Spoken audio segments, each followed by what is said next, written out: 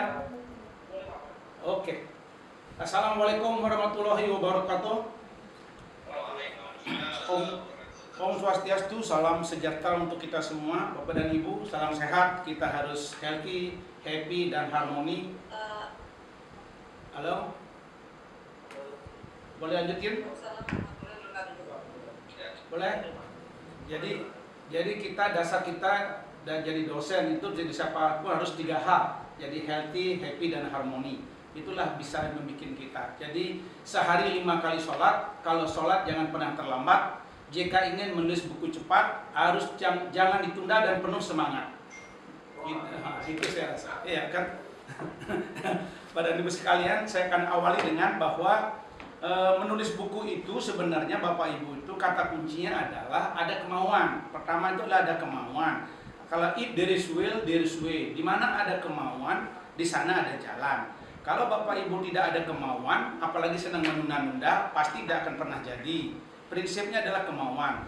Apa yang dikatakan Pak Dian, ada 7 tadi syarat yang harus dipenuhi. Benar, saya dulu waktu tahun 97 sampai 2007 ada 9 buku yang saya tulis, buku ajar. Itu yang pertama adalah buku riset operasi, buku matematika ekonomi 1, matematika ekonomi 2, buku matematika ekonomi dan bisnis, ada namanya pemberdayaan ekonomi kerakyatan, dan juga ada kalipan lokal dan pembangunan ekonomi. Jadi saya memang senang ada di kuantitatif dan ada di kualitatif. Itu buku-buku yang pernah saya tulis yang rata-rata Pak Dian, mirip dengan Pak Dian. Kalau buku seperti itu memang membutuhkan waktu saya antara 3 bulan sampai 6 bulan. Buku-buku seperti itu antara 3 bulan memang 6 bulan, karena harus membandingkan beberapa tulisan-tulisan buku-buku dengan yang lain. Tapi kalau menulis buku-buku yang populer itu adalah tergantung mood, tidak memerlukan waktu lama Pak Dian, karena itu adalah eskalasi atau akumulasi dari pikiran.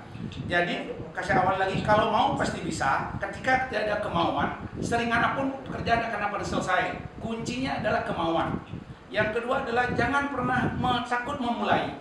Kalau takut memulai tak ada. Begitu memulai pasti ada.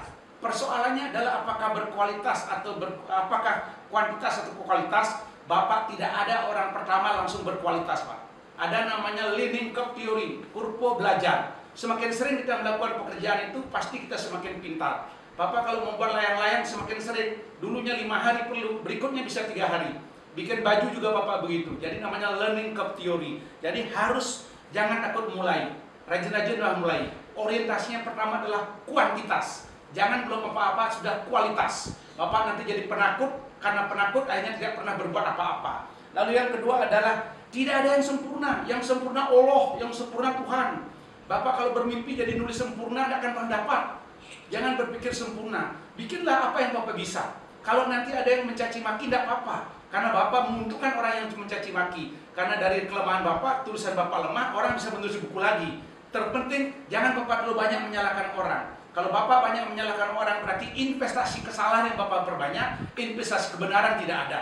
Jadi Bapak selalu menimbun kesalahan saja, sehingga kebenaran Bapak tidak punya. Oleh karena itu jangan pernah banyak menyalahkan. Lalu selanjutnya Bapak Ibu adalah bagaimana percaya diri dan komitmen. Ini yang mahal Pak Dian. Kalau orang berjanji kau yang mengingkari, sehari 1 halaman, 1 bulan dan 3 halaman, 30 halaman Bapak. Tapi harus ada komitmen. Komitmen hari ini saya misalnya menulis buku seperti masa COVID ini adalah sehari 1 bab. 1 bab saya bikin, yaitu sekitar 25 sampai 30 halaman untuk A5. Itu komitmen saya. Jadi komitmen yang paling pertama. Sekarang Bapak dan Ibu sekalian, kita adalah punya modal sebenarnya. Cuma modal itu kita lupakan. Coba bayangin Pak Dian, teman-teman semua. Dari SD kita belajar sampai perguruan tinggi. Apanya yang kurang? Coba Bapak Ibu kalau mau benar-benar memanfaatkan. Dari SD kita belajar sampai perguruan tinggi, bahkan sampai S3. Berapa ilmu sudah kita baca, berapa sumber kita sudah telaah. Jadi kalau kita masih merasa kurang, ini adalah kesalahan berpikir menurut saya, atau gagal paham menurut saya.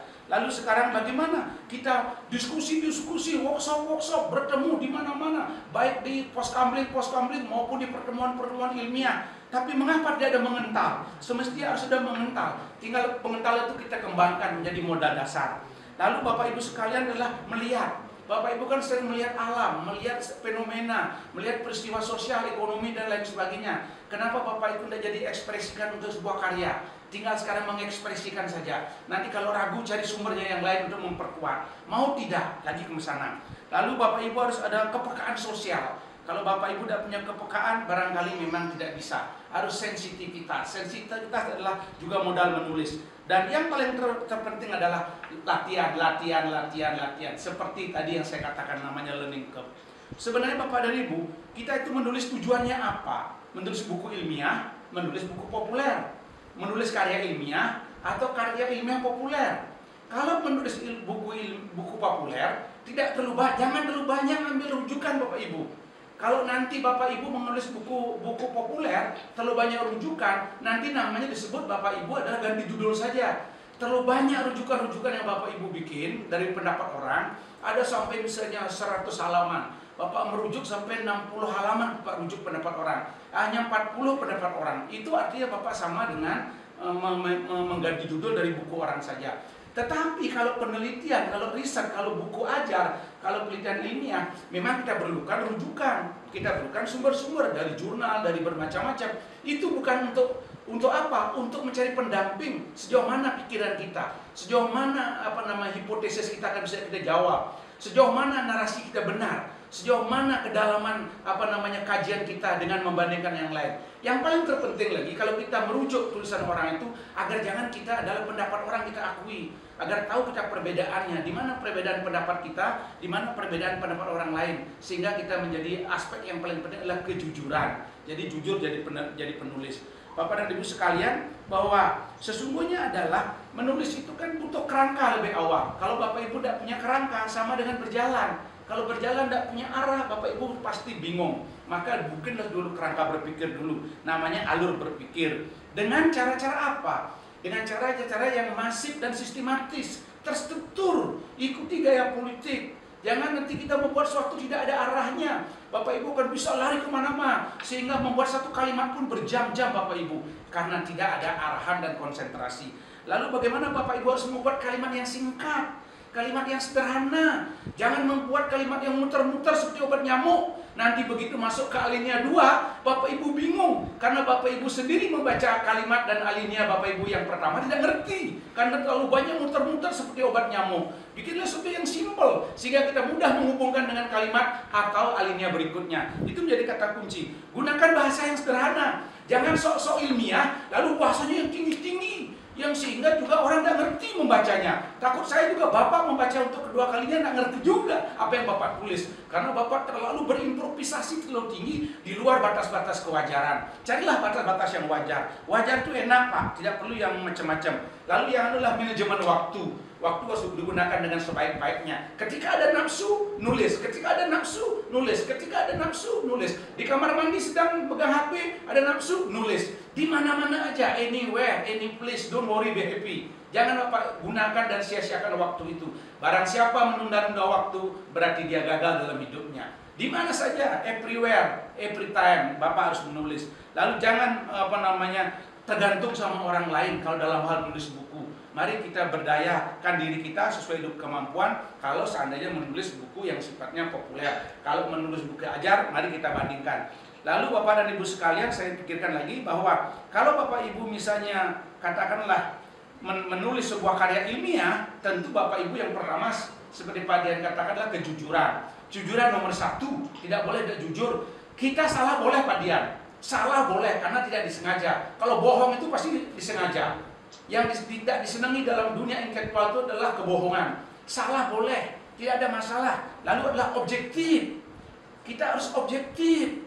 Jangan ragu-ragu, harus objektif, taat asas. Lalu menggunakan metodologi, benar kata Pak Dian. Jangan ingkari metodologi. Metodologi penting.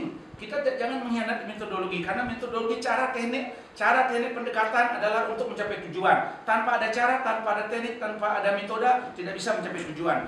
Kejelasan sistematika, harus ada alurnya jelas. Lalu apa yang disebut dengan kronologis kata Pak Dian tadi, memang harus ada kronologis, jangan bolak-balik. Tidak jelas kalimatnya, lalu bersifat universal, tidak bertentangan dengan norma-norma atau yuridis apa yang kita lakukan, lalu berkesinambungan. Bapak dan Ibu sekalian, kita memang tidak boleh ragu-ragu dalam menulis. Lalu apa konten di dalam tulisan itu? Nah, dalam konten dalam tulisan itu bisa adalah hati-hati Bapak Ibu. Kalau Bapak Ibu menulis terlalu banyak menyandung orang, nanti saya khawatir Bapak Ibu dibilangnya adalah pemulung intelektual. Pemulung intelektual. Dan Bapak Ibu adalah terdominasi, Bapak terintimidasi oleh pikiran orang lain. Jadi kepercayaan Bapak Ibu menurun. Kalau tidak merujuk pendapat orang, Bapak Ibu tidak percaya terus. Padahal Bapak Ibu lebih hebat sesungguhnya dari orang itu. Karena terbiasa Bapak merujuk, kan sama dengan biasa kita menyenderkan diri kita pada orang tua, maka kemandirian akan pernah ada Pak Dian. Siapapun yang menyenderkan dirinya kepada orang lain, maka dirinya tidak akan pernah mandiri. Dan kita adalah ideologi keilmuan kita turun Bapak Ibu sekalian, karena kita tidak percaya diri. Karena kita terlalu tergantung sama orang lain. Jadi inilah Bapak Ibu. Dan akhirnya apa? Ilmuwan tapi kehilangan jati dirinya. Ilmuwan tapi kehilangan jati dirinya. Karena ragu, cemas, dan sering bahkan takut salah, akhirnya kalah. Kalau Bapak Ibu takut salah, takut susah, takut payah, akhirnya kalah Bapak Ibu. Jadi banyak, tidak perlu Bapak Ibu ragu, mari kita gunakan untuk mengisi diri kita untuk menjadi berguna. Tidak apa-apa ada sedikit gunanya, yang penting berguna. Tidak apa-apa, sedikit pun gunanya, yang penting ada. Bapak bayangkan, 100 buku, 100 halaman Bapak buku yang Bapak Ibu buat. Sejelek-jelek Bapak membuat buku 100 halaman, pasti ada 2-3 kalimat, 2-3 alinea, bahkan ada kata-kata baru yang dapat kita ambil dari sana. Makanya jangan pernah menyalahkan dan menjelekkan buku orang lain. Kalau memang bisa, buat buku tandingan. Itulah intelektual sejati, intelektual yang penuh karisma. Lalu bagaimana cara kerja kita untuk membuat buku cepat? Pertama adalah kerja cerdas. Bapak Ibu harus kerja cerdas. Yang kedua adalah kerja keras. Tidak, tanpa kerja cerdas, tanpa kerja keras tidak bisa. Yang ketiga adalah kerja lugas. Harus lugas kerjanya. Jangan nanggung-nanggung. Kerjanya tuntas. Sebelum sampai target jangan berhenti. Lalu kerjanya berkelas. Jangan asal-asalan bekerja. Harus berkelas kata Pak Dian. Jangan kita asal-asalan bekerja. Lalu bagaimana kita mengutamakan kualitas, walaupun pada akhirnya tercapai, tapi di mindset kita adalah kualitas sebagai target. Kalau sudah kualitas sebagai target, persis kata Bung Karno, kalau kita bermimpi setinggi langit pun kalau jatuh masih di awan. Lebih tinggi dengan orang lain yang jatuh di pohon kelapa. Jatuh sekali di pohon kelapa, jatuh sekali di pohon pisang, jatuh sekali kita di pohon bunga. Berulang kali aku jatuh, namun selalu di atas. Itulah aku bercita-cita tinggi, jadi intelektual sejati.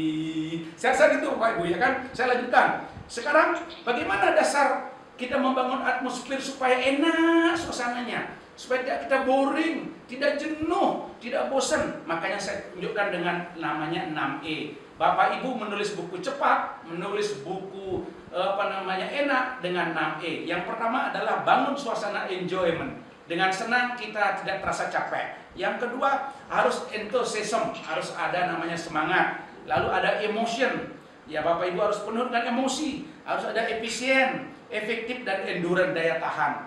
Jadi 6E itu akan menghasilkan juga dari atmosfer 6E itu apa implikasinya. Bapak Ibu berbuat mengarang buku dengan 6E, maka implikasinya Bapak Ibu menjadi excellent. Pun kalau tidak excellent dalam arti kualitas Pak Dian, teman-teman lain, excellent dalam arti kuantitas, ya dari jumlah. Benar nggak? Karena setapak lebih maju, selangkah lebih maju mengalahkan loh Pak Dian. Seperti lari sprint. Lari sprint tidak perlu jauh-jauh mengalahkan orang. Lagi 1 detik aja juga jadi pemenang Pak Dian. Makanya kita harus excellent. Excellent tidak selalu dari kualitas, dari kuantitas juga bisa. Lalu expert, kita jadi cakap karena terbiasa. Lalu kita jadi example, menjadi contoh karena kita sudah terbukti melakukan sesuatu. Jadi kita eminent, superior karena kita memang adalah orang-orang yang terus menjunjung namanya kejujuran. Namanya kejujuran yang kita junjung. Makanya Pak Dian pernah saya ajak bernyanyi, jujurlah sayang, aku mencintai kamu, biar semua ku kerjakan sendiri. Jika nanti aku membuat buku, doakanlah cepat dan sukses selesai. Kan begitu kan. Lalu ada namanya esteem, itu adalah bangga, dan terakhir adalah external, ada keabadian yang kita pegang teguh. Lalu apa buah karya dari sebuah menulis yang Bapak Ibu lakukan selama ini dengan model-model yang cara-cara yang bagaimanapun adalah bisa berbentuk artikel itu apakah populer, apakah ilmiah, bisa buku ajar, buku ilmiah, buku populer juga bisa juga makalah, bisa juga novel, bisa juga biografi seseorang, tapi semuanya mempunyai ragam dan warna berbeda, ciri khas yang berbeda dan karakter yang berbeda. Jadi apa yang katakan Pak Dian benar, saya selama Covid 2,5 bulan ini menyelesaikan 5 buku Bapak Ibu sekalian. Tapi 5 buku Bapak saya, judulnya juga cukup menarik Bapak Ibu. Tetapi saya tidak tahu kontennya apa menarik, terserah Bapak Ibu nanti. Yang pertama buku Cahaya adalah judulnya adalah Secercah Sinar Lentera di Kegelapan. Jadi menghadapi Covid 2019, secercah sinar lentera secercah sinar lentera sekali Nusantara di kegelapan menghadapi Covid 2019. Yang kedua judul buku saya adalah 3K. 3K adalah mewujudkan mimpi besar pemimpin. 3K adalah kemauan, kemampuan, dan keberanian. Kalau punya 3K ini pasti berhasil. Lalu buku saya yang ketiga adalah Legasi Pandemi Covid-19 Antara Musibah dan Berkah. Buku saya yang keempat adalah yang sudah mau dicetak adalah Strategi Marketing Radikal Tanpa Radikalisme. Yang kelima, buku saya yang kelima sekarang baru tadi selesai mau diedit adalah berbisnis dengan 6M. Berbisnis dengan M, cara simpel menjadi wirausaha. Yang dimaksud dengan 6M itu adalah bukan 6 miliar Bapak Ibu, adalah 6 kakinya. Dengan mobil kakinya 4 misalnya, atau dengan meja kakinya 4, pedagangnya 2. Berarti 6M itu adalah orang yang berjualan dengan 6 kaki Bapak Ibu sebenarnya. Karena yang populer kan 5 kaki. Itulah Bapak Ibu sekalian yang perlu saya sampaikan kepada Bapak Ibu. Selanjutnya sekarang, Bapak Ibu sekarang bagaimana kita mengakhiri sebuah penulisan ini. Yang terpenting adalah ingat, tidak pernah mulai maka tidak akan pernah mengakhiri. Ini kata-katanya. Early finish, early start, early finish. Late start, late finish Bapak Ibu. Itu yang penting. Jika Bapak Ibu lambat, maka akan berakhir dengan lambat. Jika Bapak Ibu cepat, akan berakhir dengan cepat. Jika Bapak Ibu diam dan termenung, malas, tidak ada hasil. Jika Bapak Ibu ingin cepat, ingin berakhir dengan cepat, maka jadilah one step ahead. Bapak Ibu selangkah lebih maju. Saya rasa Bapak Ibu sekalian, begini, kita memang gampang sering mengkritik orang. Itulah penyakit kita. Lebih banyak mengkritik secara lisan, lebih banyak menyalahkan orang lain secara lisan, tetapi kita tidak menunjukkan hasil karya. Kalau saya sejak dari dosen tahun 1985, sejak jadi dosen tahun 85 saya dan 87 saya mulai mengarang buku. Saya tidak pernah takut buku saya jelek, tidak pernah takut buku saya salah, yang penting tidak berbohong. Saya tidak pernah takut dikritik atau disalahkan, yang penting saya adalah punya hasil karya. Ketimbang tidak punya hasil karya, walaupun ngomong saja tentu tidak ada hasilnya. Yang penting that is my reputation, itu yang terpenting. Itulah reputasi saya, yaitu berupa buku. Jelek dan baik itu urusan kemudian, tetapi sekali lagi yang terpenting adalah kita untuk berbuat demi kepentingan bersama. Saya rasa demikian dari saya. Mungkin kalau lebih 15 menit mohon maaf, karena saya ingin tadi mempercepat memang 15 menit. Terpenting Bapak Ibu sekalian adalah ditinggal istri sangat sedih, ditinggal pacar cari lagi. Sekian dan terima kasih. Sampai berjumpa di lain hari. Om Santi Om. Wassalamualaikum warahmatullahi wabarakatuh. Terima kasih.